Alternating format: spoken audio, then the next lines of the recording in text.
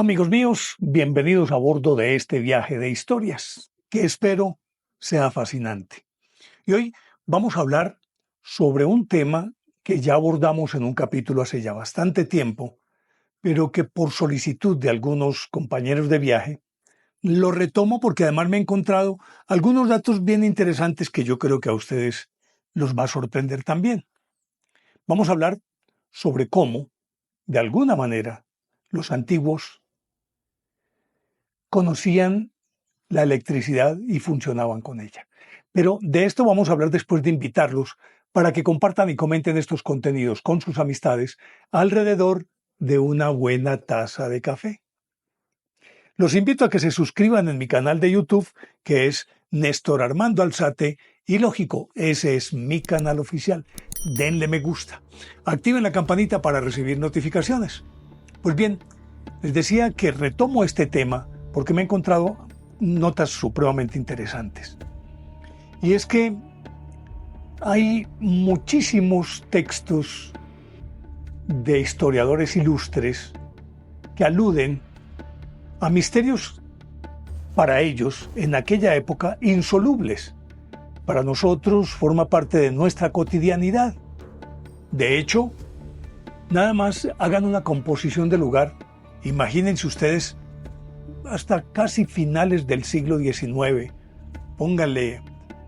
Pongámoslo 1860 hacia atrás, más o menos. Imagínense de ahí hacia los albores de la humanidad, en ese transcurso hacia atrás en el tiempo.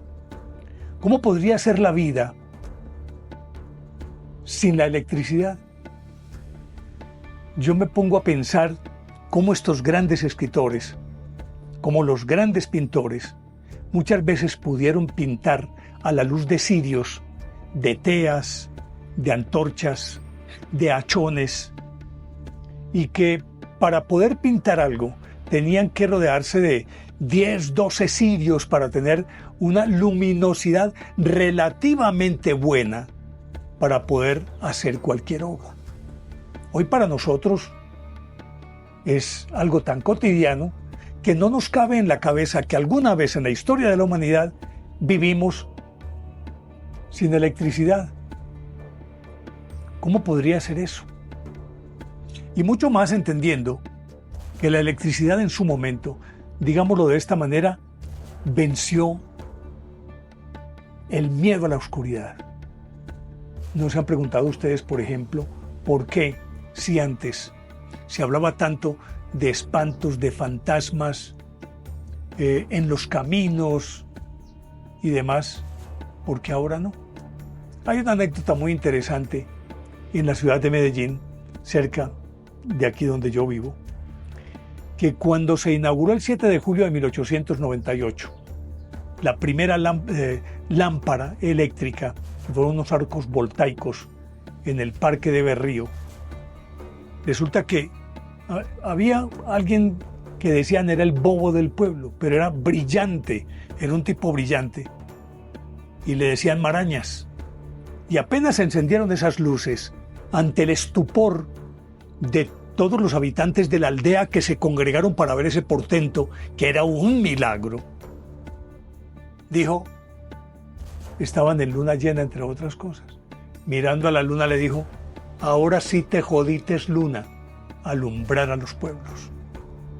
Hasta ese día, pues nuestra ciudad, pues Medellín, como cualquiera otra, estaba pletórica de apariciones y de espantos, que por lo demás se convertían hasta casi que en un control social, porque borrachito, impenitente, que lo cogía a la oscuridad de las 2 de la mañana por ahí saliendo de algún establecimiento, era muy probable que se le apareciera el sombrerón, el cura sin cabeza. Y entonces, el borrachito que tenía una experiencia de estas, así no fuera cierto que se le apareció, si tuviera una ilusión óptica, con seguridad no volvía a beber. Decía, no, yo no me vuelvo a quedar por ahí trasnochando para que se me vuelva a aparecer el sombrerón. No, ni riesgos. Pues desaparecieron los espantos. En ese orden de ideas, imagínense ustedes cómo serían de tétricas y de terribles las noches cuando la oscuridad era tan densa que uno podría meter un cuchillo y sacar tajada de esa oscuridad tan densa, y mucho más por allá en la Edad Media, en las que solamente había un pequeño alivio cuando había luna llena. Pero la luna llena, la luz de la luna llena, es, digámoslo en términos un poco poéticos, es una luz mortecina, blanquecina, muy tenue, y por ende ayuda a, yo diría que ayuda a fomentar la ilusión y la imaginación. Y entonces un árbol, por ejemplo, de un yarumo, que una parte de la hoja es verde y el embés es blanco y comienza a agitarse.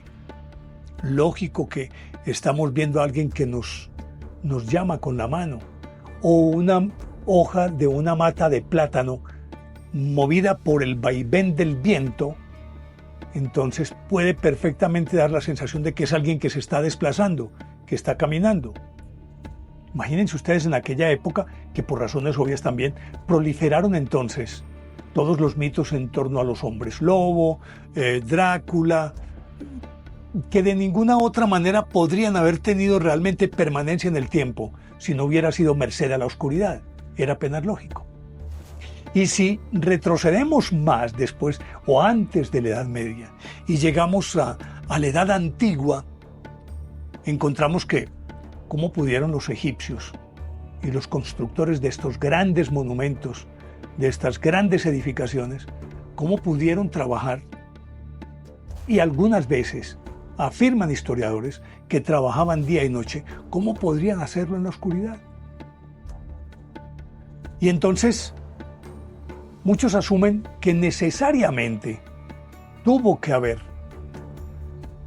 alguna forma de iluminación artificial que no dependiera de las teas, las antorchas, las velas, los cirios. Tenía que haber otra forma de iluminación, que para nosotros, visto desde nuestra perspectiva ahora, parecería que forma más parte del mito, pero que en realidad de una u otra forma hubo otras alternativas para iluminarse, quiérase que no, las hubo. Y entonces, como pueden ver, tengo este escritorio lleno de libros y ya se los voy a ir mostrando. Y aquí tengo un texto, porque voy a tomar algunos datos para después centrarme en la parte medular de este contenido, que ya sabrán de qué se trata. Entonces aquí encuentro en este libro que se llama Tierra sin tiempo, de Peter Colosimo. Mírenlo acá. Él hace alusión, y lo voy a leer, que a mediados del siglo XV, cuando fue abierta la tumba de Tulia, hija de Cicerón, la muchacha intacta yacía en un líquido de composición ignorada, y a sus pies brillaba una lámpara que se apagó poco después de la apertura del sepulcro. Una sustancia que hace incorruptible a los cadáveres. Una sustancia que iluminó esa tea o ese medio de luz por más de 1500 años. Pues bien, así por el estilo, hay otros textos, y este otro lo tomo de un libro que se llama Astronaves en la prehistoria, también del mismo autor, que es un autor que a mí me encanta, aunque para muchos es un pseudocientífico, y yo digo que es más bien un curioso averiguático, averiguaba cosas, lo mismo que Charles Fort, el de los hechos fortianos, de los hechos condenados. Entonces él aquí, y voy a citar la página inclusive, en la página 213 dice: el griego Luciano, que vivió entre el 120 y el 180 a.C., nos ha dejado la descripción de las maravillas admiradas por él en el curso de un viaje a Hierápolis, en la Siria septentrional. Allí le mostraron una alhaja engarzada en una cabeza de oro de Hera, de la cual emanaba una gran luz, tanto que el templo resplandecía como si hubiese estado iluminado por una miríada de cirios. Los ojos de la divinidad, además, os seguían a todas partes a donde fueseis. Lo digo así textual. Y luego se refiere a que las paredes y los techos de las tumbas egipcias diríanse ejecutadas a plena luz, pero la luz del día no penetró nunca en aquellas estancias. No se encuentran en ellas rastros de antorchas o de lámparas de aceite. ¿Se empleó acaso luz eléctrica? Sobre esto vamos a volver en un instante. Pero antes quiero contarles que aquí también habla de los misterios del templo de Hadad o de Júpiter en Baalbek, que están ligados a piedras luminosas. Esas piedras proporcionaban luz en las horas nocturnas, y Plutarco en el siglo I escribe: una lámpara perpetua en el templo de Júpiter Amón. Los sacerdotes le aseguraron que ardía continuamente hacía muchos años y que ni el viento ni el agua podían apagarla. En 1401 se descubrió la piedra funeraria de Palas, hijo de Evandro. Sobre la cabeza del difunto había una lámpara de fuego perpetuo. Y eso no era solamente en Europa o en Egipto. Régis Évariste Houck, el padre, era un sacerdote que vivió entre 1813 y 1860, asevera haber examinado en el Tíbet una lámpara inextinguible. Y relatos semejantes nos vienen también de América. En 1601, describiendo la ciudad de Gran Moxo de Mato Grosso, Barco Centenera, así se llamaba este historiador, describe una isla misteriosa que dice: su belleza superaba la razón humana. La casa del señor estaba construida con piedras blancas hasta el techo. A la entrada tenía 2 altísimas torres separadas por una escalinata. A la derecha, 2 jaguares vivos estaban atados a una columna con argollas de oro. En la cima de dicha columna, a una altura de 7 metros 75 centímetros, había una gran luna que iluminaba todo el lago con fulgor, ahuyentando la oscuridad y las sombras de día y de noche. Voy a dejar ahí, porque yo creo que ya con estos datos es más o menos ilustrativo lo que les quiero significar, y que es como una especie de preámbulo de lo que les voy a contar. Porque aquí tengo pues otros ejemplos en estos mismos libros y en otros más, por ejemplo, en este otro que se llama Visado para otra tierra, de Jacques Vergier, en otro que tengo aquí que se llama Cuando ocurre lo imposible. Lo tengo aquí también en este otro libro que se llama 100 enigmas del mundo. En fin, lo tengo registrado en varios textos y los tengo aquí repartidos. Perdónenme, pero esta mesa de trabajo mía es un pandemonium. Yo tengo libros y libritos, y si les cuento, en este momento aquí en mi escritorio tengo más de 20 libros que estoy consultando constantemente. Pero voy a dejar estos 2, de momento, por fuera de esta charla. Vámonos aquí. Y entonces me voy a centrar en este, que yo creo que es uno de los más interesantes de todos, y que en aquella oportunidad yo hablé de él de manera soslayada, es decir, casi que de paso. Pero quiero referirme a él. Miren, este libro se llama Misterios, y es un libro maravilloso. Y de aquí saco, y de una vez les muestro el título de lo que voy a hablar. Vean ustedes: Las lámparas de Dendera, y miren las fotos. Y lo tengo en otros libros, que no alcanzo en este momento a tomarlos, los tengo allá arriba: Grandes enigmas de la humanidad, en otro que se llama Enigmas de la humanidad son distintos, enigmas de lo oculto y lo insólito, y en todos ellos hay alusión a todos estos fenómenos. Pero particularmente me detengo aquí en este, porque es supremamente sugestivo. Y aunque sucede siempre, es muy simpático cuando hablamos de la arqueología oficial. Entendida la arqueología oficial, aquella que es eminentemente académica. Y entonces, ellos regularmente, cuando no encuentran una explicación que se enmarque dentro de lo lógico, lo primero a lo que acuden como argumento sine qua non es que eso forma parte de algún ritual o de una liturgia, o tiene que ver con las deidades primigenias de ellos. Recuerden ustedes el astronauta de Palenque. Los arqueólogos oficiales dicen que no, que es el Quetzal que está con el árbol de la vida y con yo no sé qué, y entonces simplemente esa figura lo que está es una actitud de adoración que forma parte de un ritual a sus dioses, a Quetzalcóatl, bueno, en fin, y así por el estilo. Y en Egipto con mayor razón. No sé qué tanto esa actitud tiene que ver con la incapacidad de admitir que no tienen explicaciones. Es decir, más que la incapacidad de admitir es, pongámoslo en otros términos, un poquito la soberbia. De tener que decir, hombre, yo no entiendo esto, no sé de qué se trata. Pero no, siempre está la fórmula infalible de que es un elemento ritual, o que forma parte de los mitos de su religión y cosas por el estilo.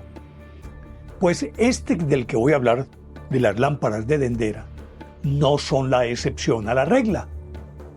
Por el contrario, confirman la regla. Porque resulta que hay un sitio llamado Dendera, a 70 kilómetros de Luxor, y allí hay un templo dedicado a Hathor, la diosa Hathor. Y en él hay varios niveles. Y en el nivel más bajo, que está más como en la profundidad de la edificación,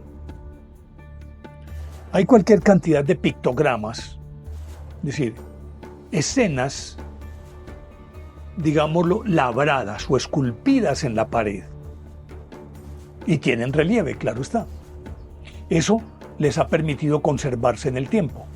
Porque no es lo mismo una pintura, aunque algunas de ellas, como las rupestres de Altamira o de la Cox, pues se han conservado por las condiciones del clima y por otros factores fortuitos, maravillosamente fortuitos, que no han permitido que esas pinturas se borren.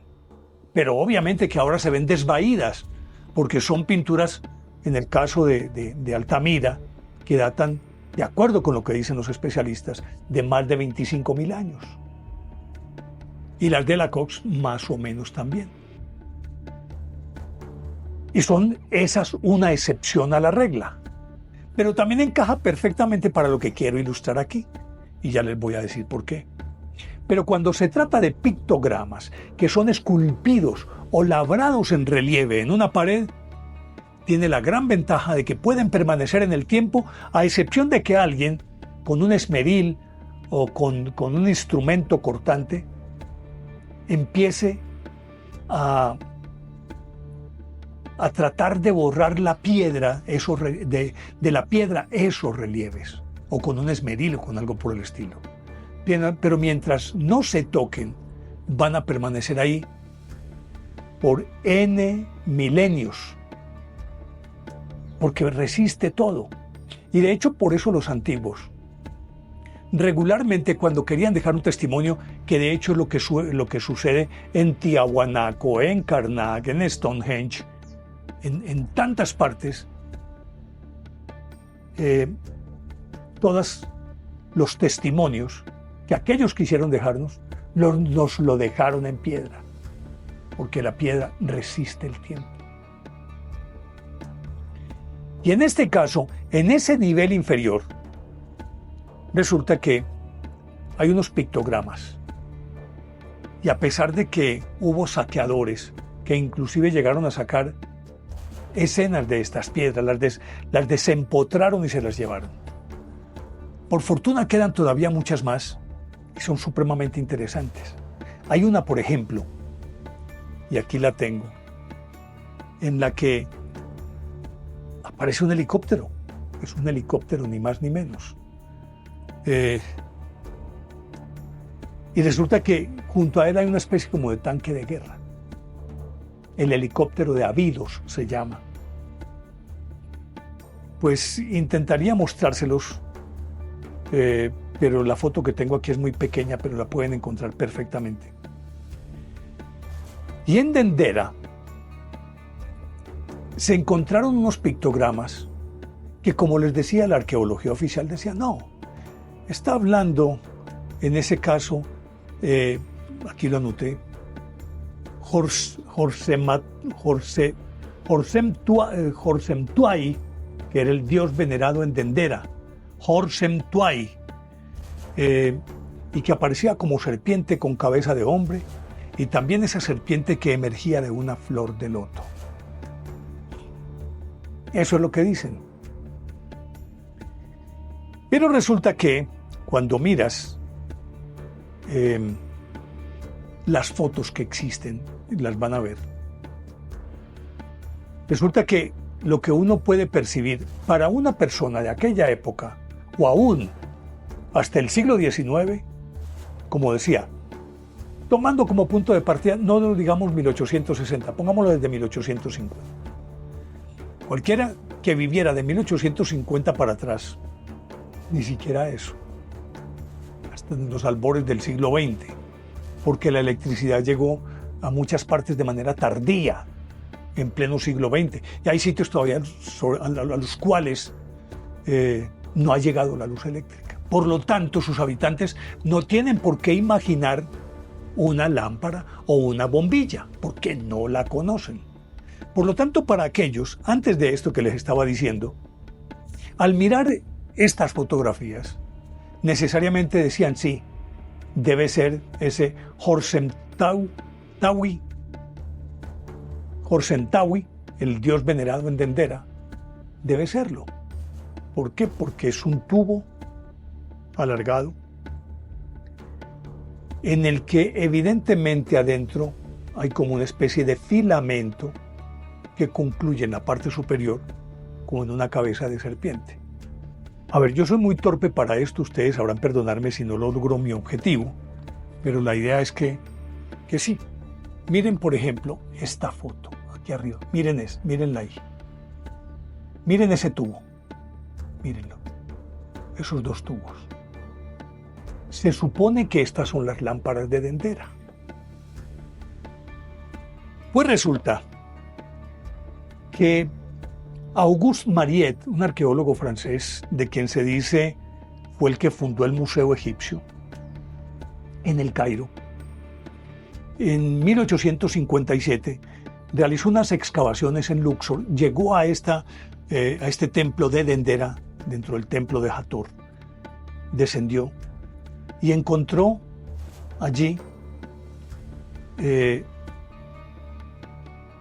estas figuras, y posteriormente Émile Chassinet tomó las primeras fotografías de esto que les acabo de mostrar. Pues resulta que durante mucho tiempo, obviamente que los arqueólogos ortodoxos decían que sí, que era el nacimiento de ese dios y que simplemente él emergía de la flor de loto. Pero William Crookes, un científico en 1879, creó una lámpara capaz de emitir rayos X, y a ese se le llamó el tubo de Crookes. Y era un tubo de rayos catódicos capaz de emitir rayos X. Resulta que él inventó este tubo de rayos catódicos 10 años después de publicarse los dibujos, porque Mariette dibujó también las lámparas de Dendera. 10 años después de que Mariette hubiese publicado estas ilustraciones, que no fotografías sino ilustraciones. Algunos dicen que este William Crookes se inspiró en estas ilustraciones de Mariette para hacer el tubo de rayos catódicos que hoy conocemos como el tubo de Crookes, basado en estas lámparas de Dendera. Pues bien, las lámparas de Dendera, que ustedes van a ver la foto, resulta que es un tubo, como les acabo de mostrar, alargado. Dentro tiene un filamento que podría confundirse con una serpiente. Pero en la parte inferior resulta que está conectado, tiene como, digámoslo, un revestimiento en forma de flor de loto que no es sino una capucha, un capuchón, que encaja en la parte inferior. Observen ustedes que sale de la parte inferior una especie de cable. Pues ese cable se conecta a este tubo mediante ese capuchón en forma de flor de loto. Pero ese cable sale y uno ve que se extiende por el piso y llega como a una especie de pequeña torre, digámoslo, un cuadrado más o menos de 1 metro, un poco más de 1 metro, como una especie de mueblecito, y se conecta ahí.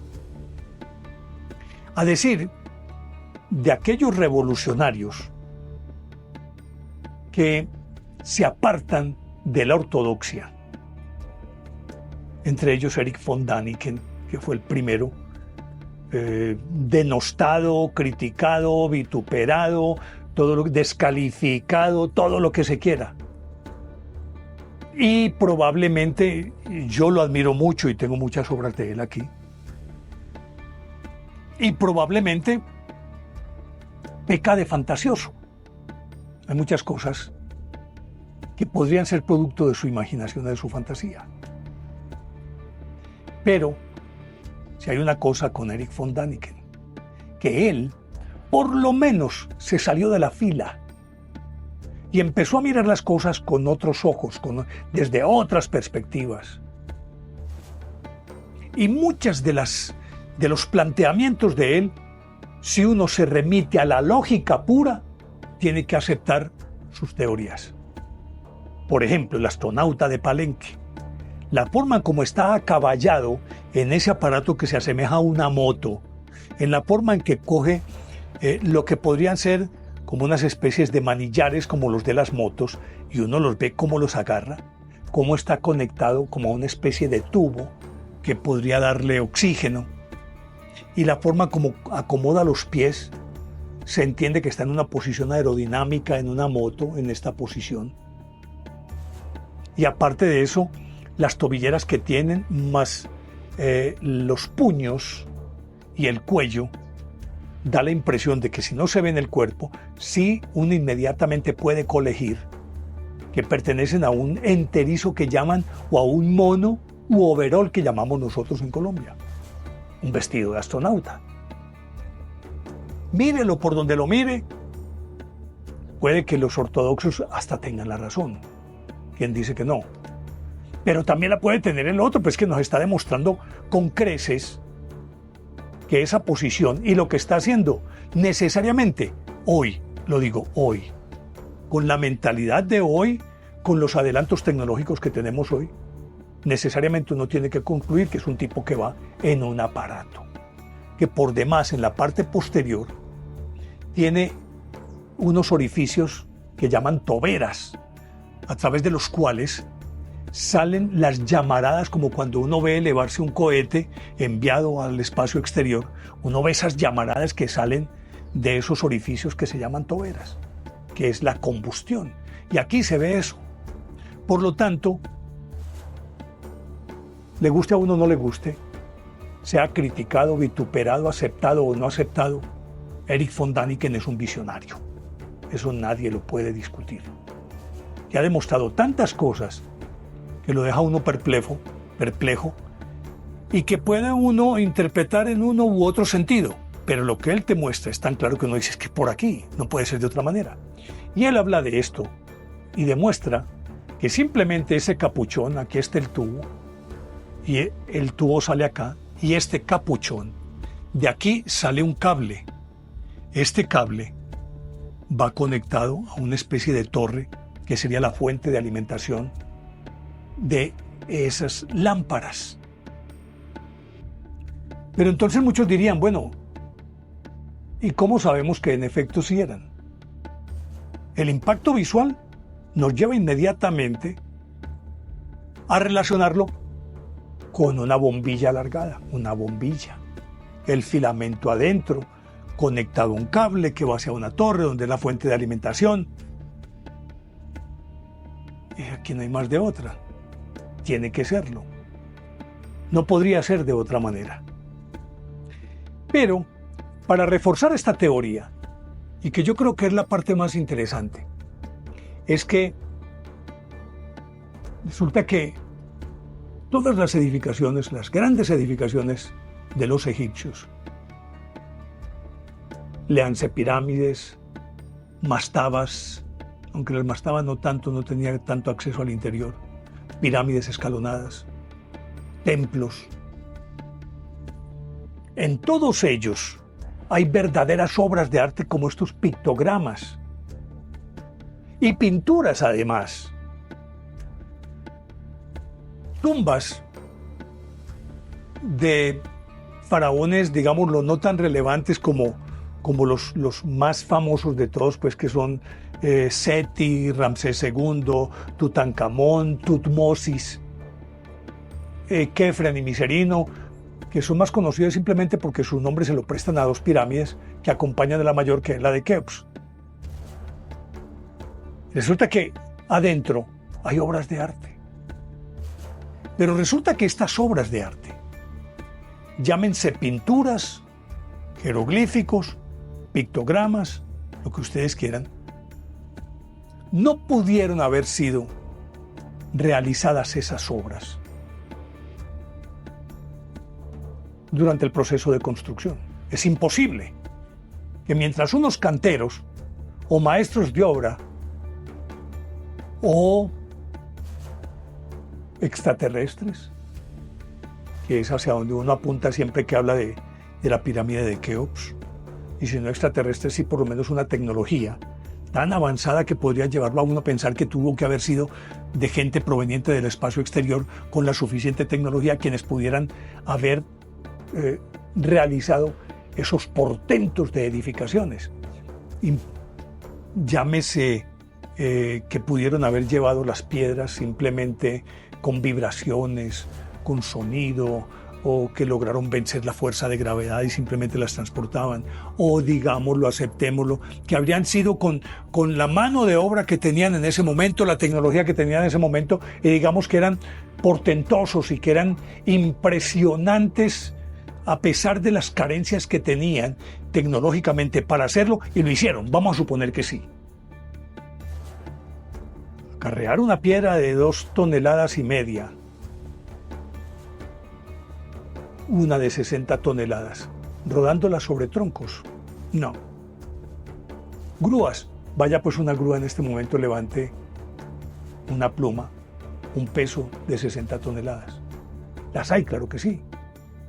Pero hoy, y con una tecnología impresionante y tomando unas medidas superlativas de seguridad, de apuntalamiento, porque cuando levantas una cosa de esas, con seguridad, que el solo levantar el peso te hunde el pavimento, si no tomas las previsiones necesarias y si no están dadas las condiciones para utilizar ese terreno. Eso lo sabemos, lo sé yo que no sé absolutamente nada de construcciones. Entonces, mientras unos estaban trabajando en el emplazamiento, digámoslo que del ensamblaje, vamos a suponerlo de esa manera, de piedra con piedra con piedra, y suba y suba y suba, los artistas, ¿qué hacían? No podían trabajar. Por lo tanto, en todas estas obras, aquellas pictografías o pictogramas, las pinturas, todo esto que decoraban las tumbas interiormente, o las pirámides, que se sigue discutiendo si eran tumbas o no, porque nunca realmente se encontraron faraones en tumbas de estas características, en ninguna de las tres grandes, pues, Keops, Kefren o Miserino, ahí no había nada, y en otras tampoco, sino que por eso está el Valle de los Reyes, donde encontraron a Tutmosis, a Ramsés, a Tutankamón, a Seti, a esos los encontraron ahí, que están en los museos, esas momias, pero en pirámides no. Sin embargo, dentro de las pirámides, que ya hay un revisionismo en ese sentido, intentando entender para qué realmente eran las pirámides. Eran objeto de culto, eran cajas de resonancia, eran, digámoslo, baterías acumuladoras de una gran energía, vórtices de energía, en fin. Hay especulaciones de todo tipo, teorías de todo tipo, hipótesis de todo tipo para todos los gustos. Lo cierto es que adentro había obras de arte. Y si para poder adelantar esas obras tenían que estar terminado el monumento o el edificio en cuestión,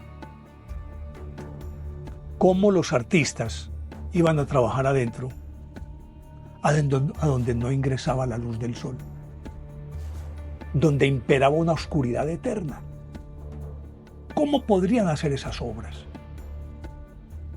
Que para poderlas hacer necesariamente tiene que haber una suficiente iluminación, una superlativa iluminación, porque si no es imposible.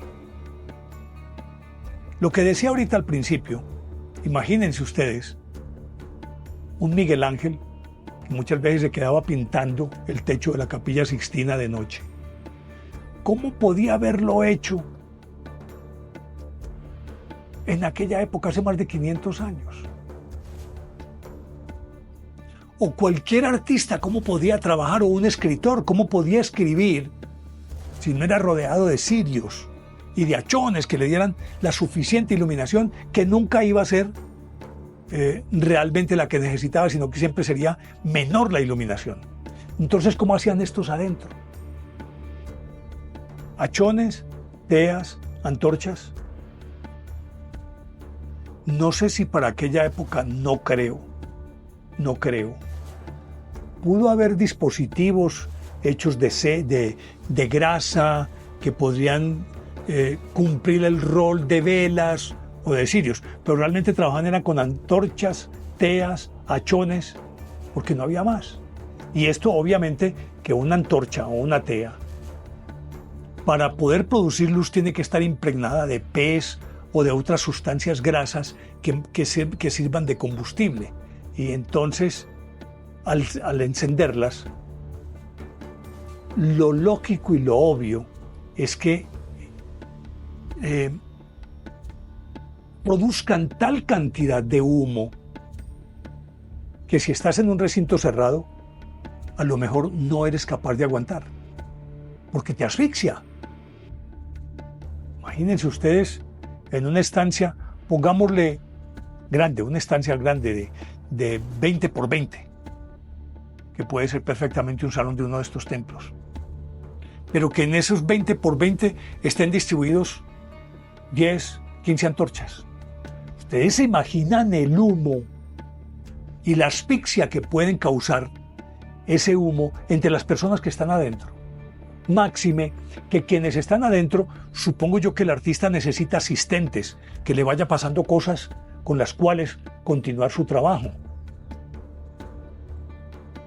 Entonces, un conglomerado de personas, pongámosle vuelvo a la estancia de 20 por 20, que estén varios artistas y que tras los artistas haya 10, 12 personas que sean los asistentes, que les estén llevando lo que necesiten. Y con todos esos hachones, ¿en cuánto tiempo acaban el oxígeno que se puede acumular en el interior? Vamos a suponer que no hubiese los hachones ni las teas. El solo hecho de que estén confinados en un espacio como ese, se consumen el oxígeno en cuestión de minutos. Pero si a eso le agregan el humo de los hachones, no es solamente que se consume el oxígeno, sino que se asfixian. Pues resulta que todo esto que les estoy diciendo es para llegar a la conclusión de que en todos estos sitios en los que se encuentran estas obras de arte, no existe la más mínima traza de hollín, pez o de alguna sustancia que indique que allí hubo antorchas encendidas, o teas, o hachones. No hay absolutamente nada. Además, los techos no están ahumados, tendrían que estar ahumados. Y obviamente que los hachones, al proyectar también o al emitir el humo, ese humo iría a las paredes y también impregnaría las paredes y necesariamente se tendrían que encontrar trazas. sedimentos, indicios de que ahí hubo una fuente de luz alimentada por un aceite o por pez o por grasa que expelía humo, y ese humo impregna toda la estancia. En ninguna de estas partes hay la más mínima traza de cualquiera de estos elementos. En ninguna. Con mayor razón ahí en Dendera. Esto, obviamente, que nos lleva a concluir que no solamente es factible y posible, sino que yo creo que estas lámparas de Dendera sí eran lámparas para iluminar una estancia a oscuras. Sí lo eran. ¿De qué otra manera se podría entender? Ahora, si existían estos tubos de esta forma, ¿quién nos dice, como les conté de la hija de Cicerón, cuya tumba estuvo iluminada más de 1500 años por una fuente de luz que al entrar en contacto con el aire se apagó?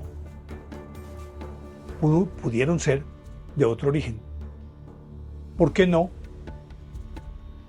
algún artilugio que se alimentara con energía atómica? O con pilas. Recordemos la pila de Bagdad, que yo hablé también en un capítulo anterior sobre las pilas de Bagdad. Una tinaja que tiene una especie de, no sé cómo se llama eso, un dinamo, algo así por el estilo, que la pusieron a prueba y produjo corriente eléctrica. Pues con las lámparas de Dendera hubo lo mismo. Aquí tengo un dato bien interesante, y es que el ingeniero eléctrico Walter Grant, en los años 60, confeccionó un modelo de esta lámpara de Dendera, de la bombilla de Dendera, que constaba de un vaso cónico de 16 pulgadas de largo y 5 de diámetro.